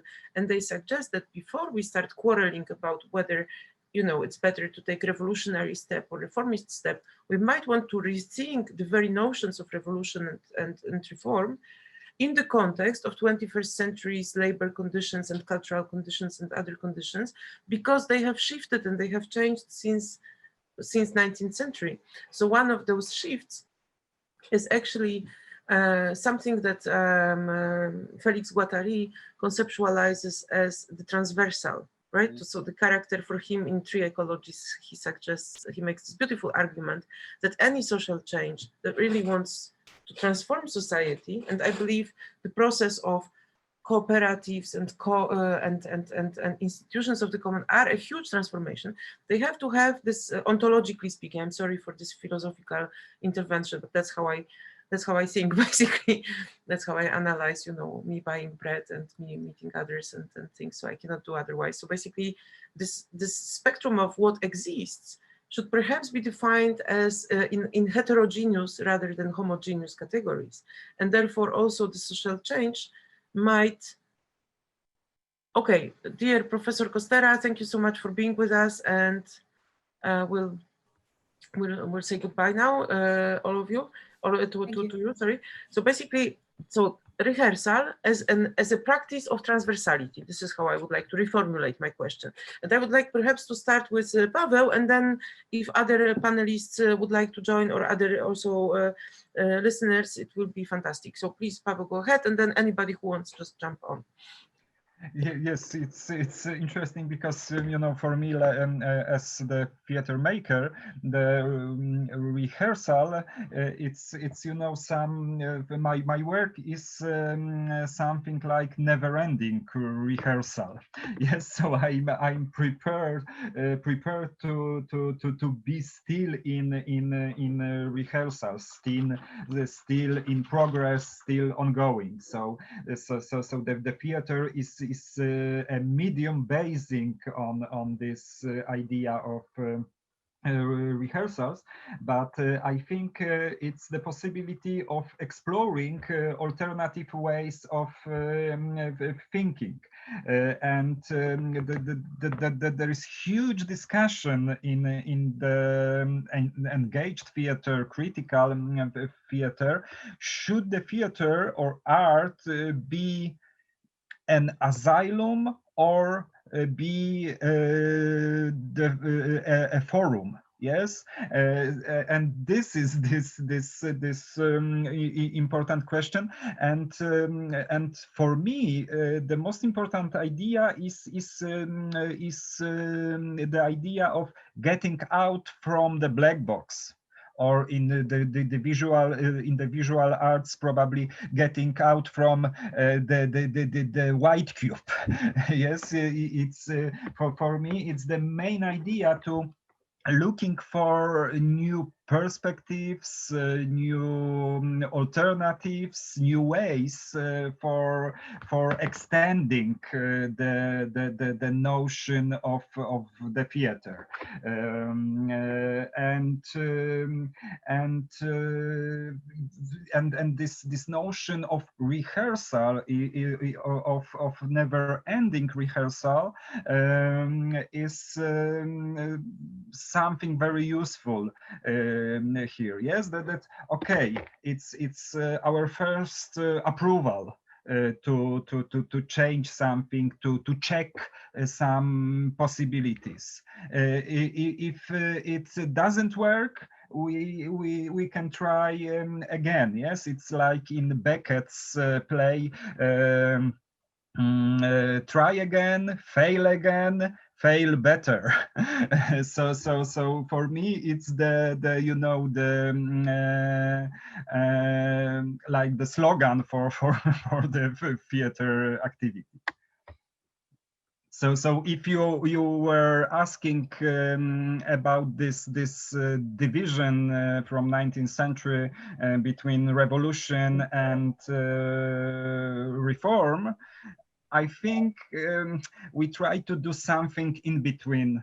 Yeah, you take the proper Luxembourgian perspective, which I adore. So thank you very much. And then if other panelists want to join, please do. And then Dorota Grobelna has a question, and Bartłomiej also might want to add something. And then if anybody else wants to talk, please put yourself on the chat first. And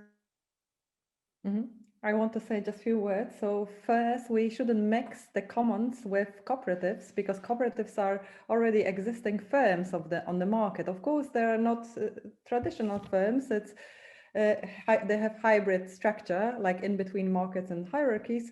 However, it's an entity that is recognized under the law. And in terms of commons who are governed by communities or local social groups, it's completely informal. So of course they are digging the space in this spectrum, and I like this idea of rehearsal.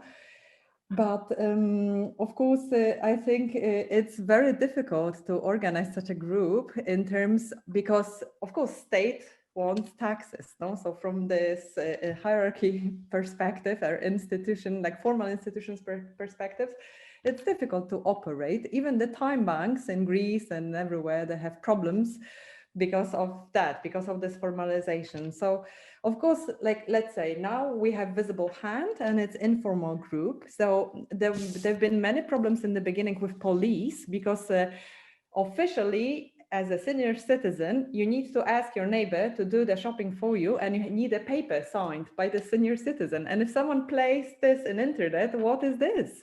So then, of course, they've been like ongoing questions and debates with the police. Of course, later it changed, the situation changed. Now we have the formal program, the governmental program. It's called like Senior Citizens Help, and it's sponsored by the state, so by local governments mostly. So every senior citizen can dial the number and ask for help. So of course, it's again, so in this spectrum, there is, I think, place for all kinds of institutions. And of course, this is what Visible Hands does, and it's informal group. It's completely different from the state does, that it's supporting families, poor families, or people who are underprivileged in the long run. And this is not what this informal group does. So I think, as Elinor Ostrom, when she, in her Nobel Prize speech, she said, of course, there are different kind of goods and services, and then could be governed in a different way. And sometimes the private capital is more effective than the state and the common, because there have been some such situations that the commons were not the best operator of the goods.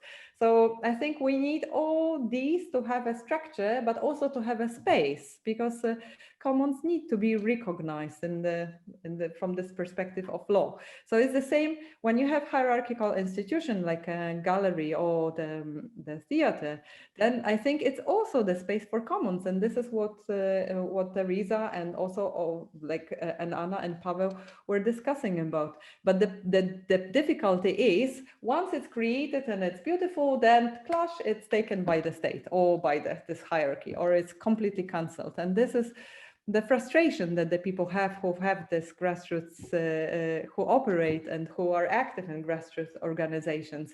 So that's why I think it's not rehearsal only. It will be beautiful to have it expanded. But then the most of the case, the force is against it. So the force is against the commons and against the communities. And always some kind of formalization is required, and then it kills the whole, or money. But then also there is sometimes support for this kind of organizing. So I will just want to say that Tereza has the voice, and then Anna, if she wants to, then we have Dorota with her question, and then if there is space for more, then I don't know how much time we have. Okay. I will try to be very short, but I think in my experience or in my thinking, like, of course, when you enter in a like state institution, you know, it's like overwhelming structure, and of course it's a big risk of it swallowing you.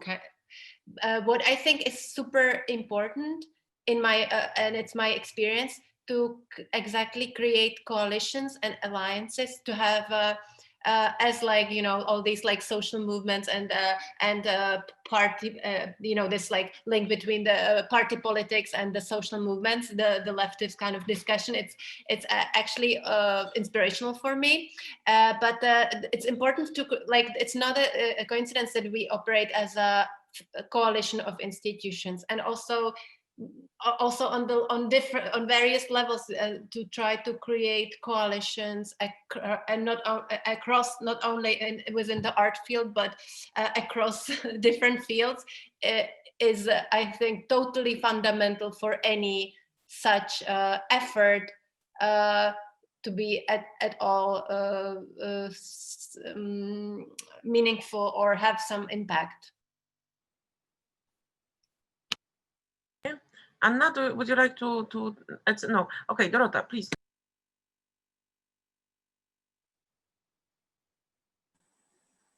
Okay, hello everybody. I just have question, too many questions, but I put only one of them to Tereza Stejskalová, sorry for pronunciation, Anna Remešová, and Paweł Sztarbowski.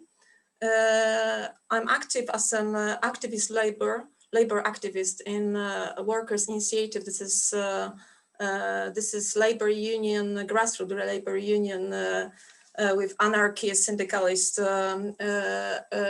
roots. And I'm wondering, because I really like the perspective and welcome it at last that it's not from aesthetic level, but not representation level, but organizational one and workers one. So I think it's very important because it's not so, this is still unusual, I think, in culture field. And I just have a question concerning also the situation during pandemic, and that we have just dismantled system of financing workers, cultural workers during this time, especially those who are not full-time employees.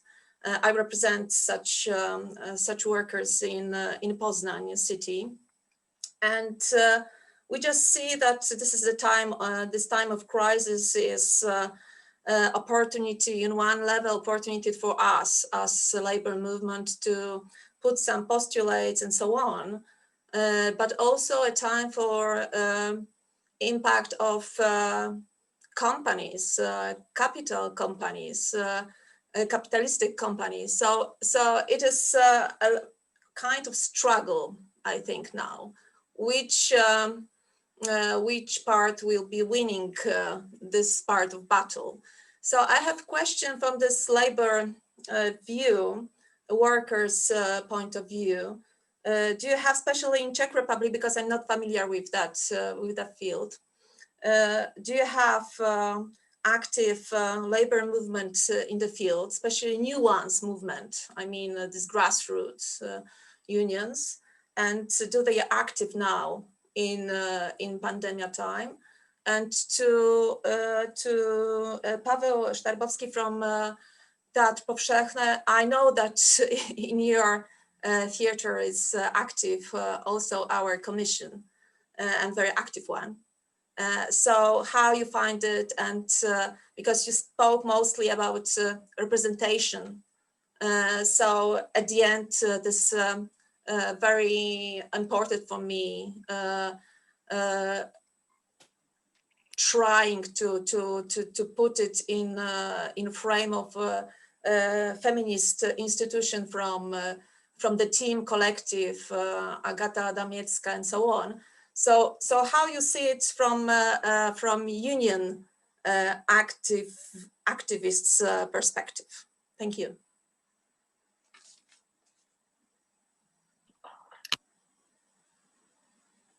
Anička, you want to go ahead, or?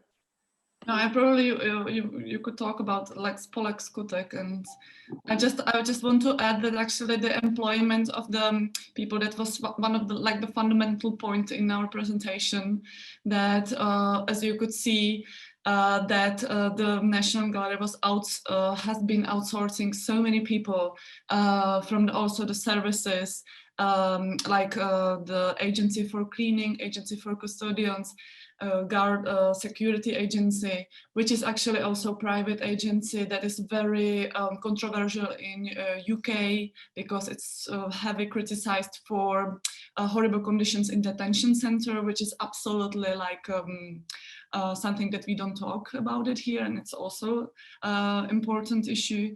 But that was actually one of the fundamental point, that all these people that were outsourced should be employed again, because in UK and in US it's now a huge problem of people who work on contracts with these institutions, such as big museum like MoMA, Tate Modern, and they are all laying off a very great percent of employees and on people working on contracts. So that's also very important thing in the future, to bring these people inside, because I think the state in the time of crisis is one of the most security employer here. Yeah, I was just writing down the name of the artist in here. In the chat. So basically there is a grassroots sort of initiative called Skutek, which means deed in Czech. I was a founding sort of person. But it's quite weak, I would say, and it's now, but it does its work somehow. Now it's really involved in the discussion, because we are 100 years behind art workers in Poland and in Austria and even in Slovakia, I think, because we haven't had the legal definition of artist yet. There is no specific identity of an art worker or someone who creates art, for instance.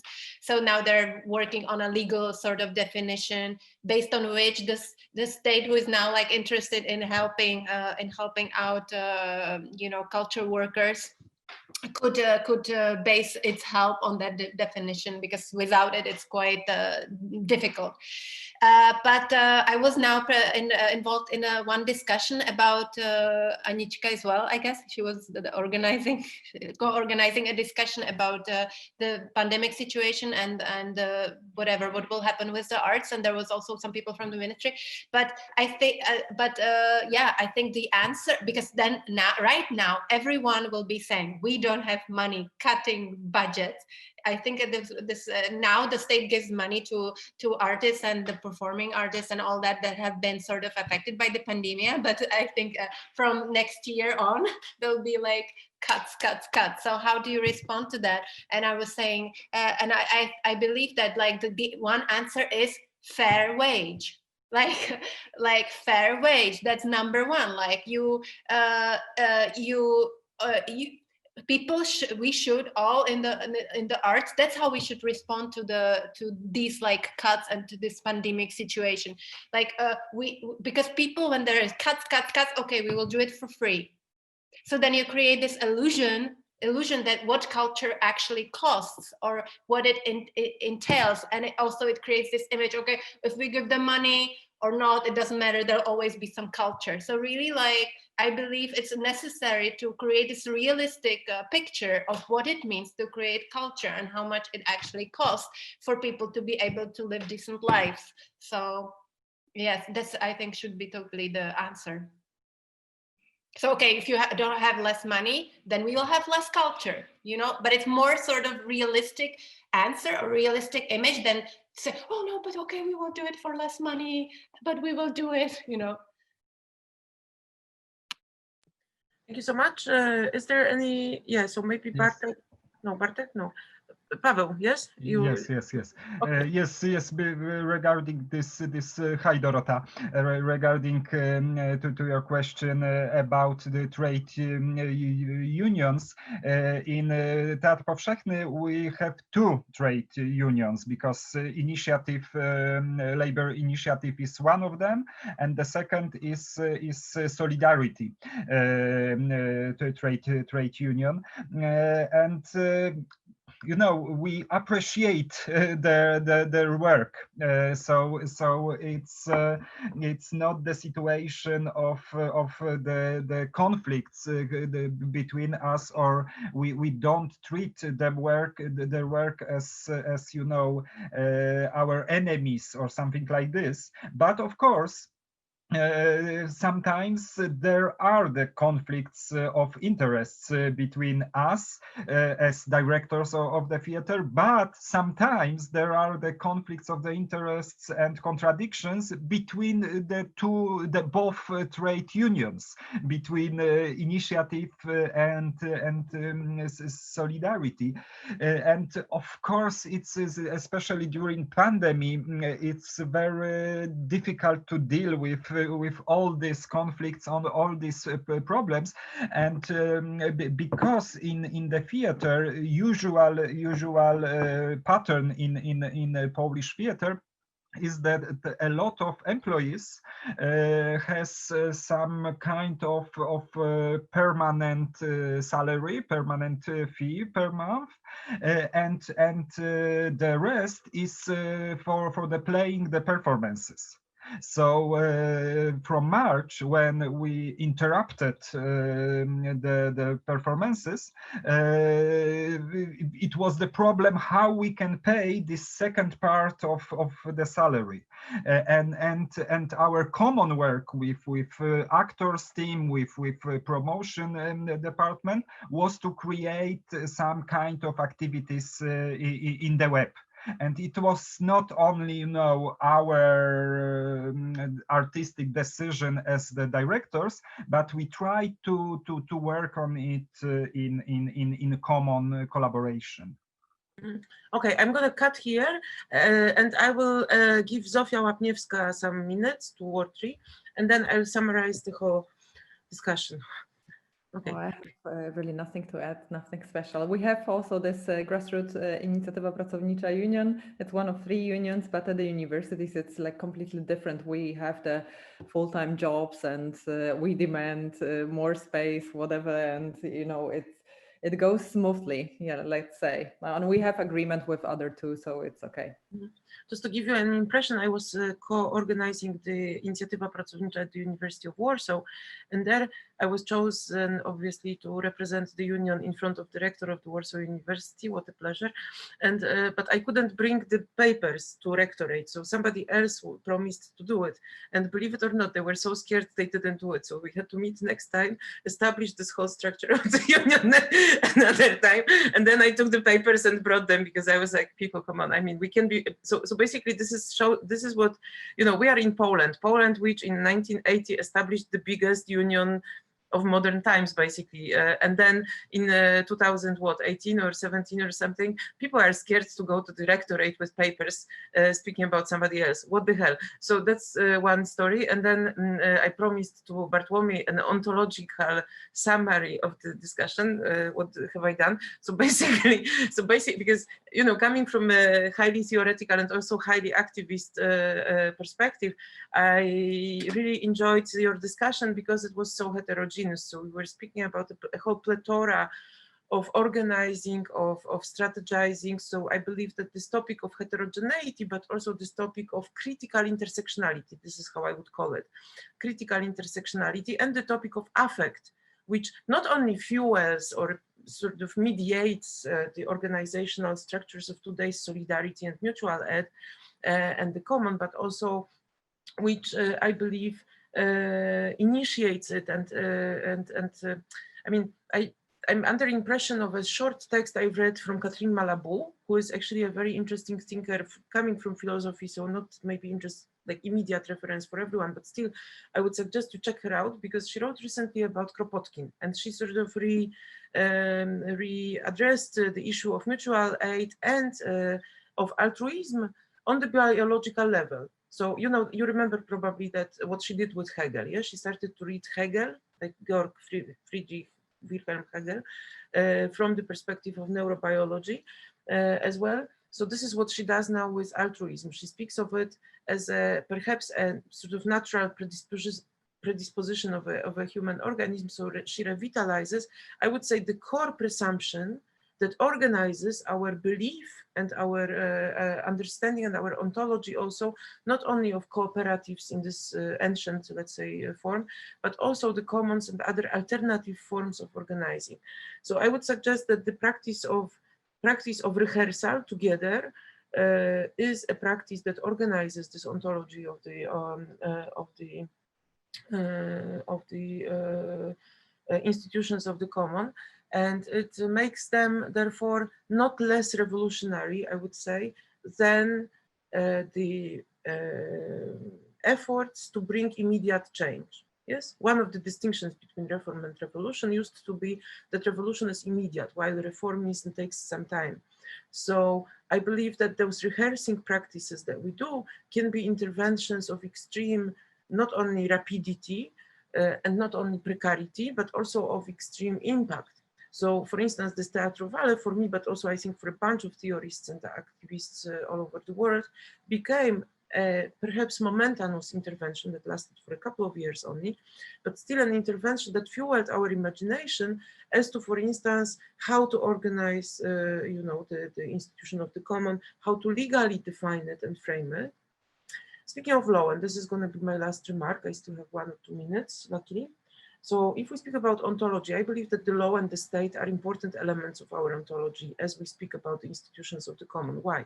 Because on one hand, all the examples discussed here, I think, no, most of the examples were coming from institutions, public institutions, so state organized institutions as becoming the common. And then the first panel discussion was about something different, was about individuals organizing and performing in the end, something like a huge, large series, I would say, of institutions of the common. So this is why also I gathered you and not other friends of mine together in this panel, because I believe that this shows very beautifully the whole spectrum of where we can begin to organize and structure the institutions of the common. However, what I tried to emphasize in the comments was this egalitarian practice of the state and of law.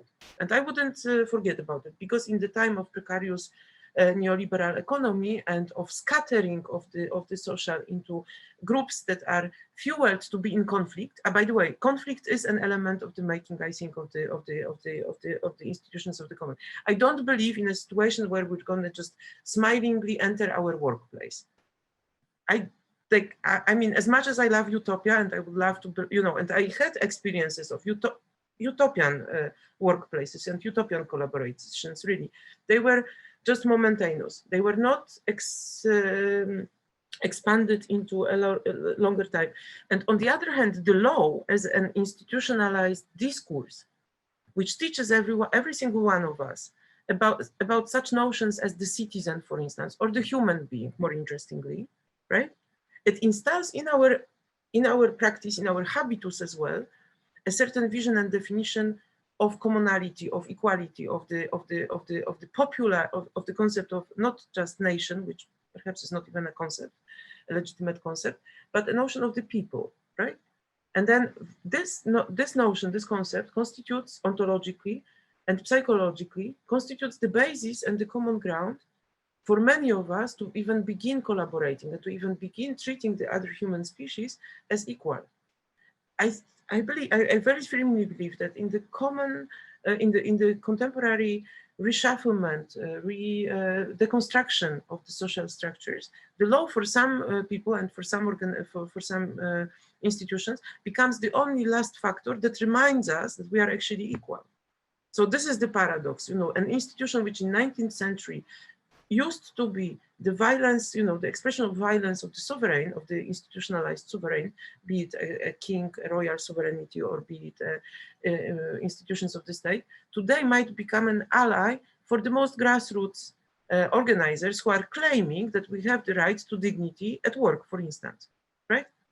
If we speak about dignity at work, we don't speak about some grassroots notion. We speak about a notion that has been defined in our constitutions. So this is where we, so it becomes a tool also for very grassroots movements to claim, or if we speak about police violence, or if we speak about non-discriminatory workplaces, right? We are addressing, our narrative is mediated by the discourse of the law. So I suggest strongly that we instrumentalize the law as an element helping us to build the if the law instrumentalizes us, why don't we reverse this process? I like this kind of experiments also on the level of practice, but theoretically it's important to revision our approach to all kinds of tools that can be useful. So I would like to thank all the panelists, all the audience or the discussants that we've had here. Thank you so very much for this exciting panel, and thank you Bartłomiej and Ola for organizing this beautiful conference for all of us. And I hope that we will have a chance perhaps to build up for a publication and put together, I hope that we might put together our discussion into something more permanent, so that our experience of reversing the thinking of the common, institutions of the common, gets some stability and some proper long-term perspectives. So thank you once again, Eva. Thanks, Eva. Your work was a part of this discussion, and your voice was necessary and obvious here.